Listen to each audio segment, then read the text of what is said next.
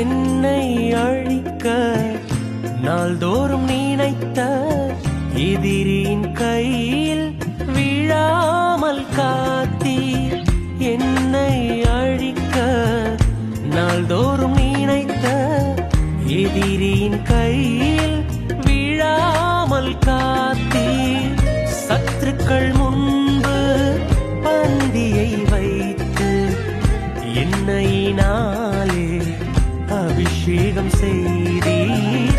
சத்துருக்கள் முன்பு பந்தியை வைத்து எண்ணெயினாலே அபிஷேகம் செய்தீர். என் அலைச்சல்களை அறிந்தவரே, என் கண்ணீர்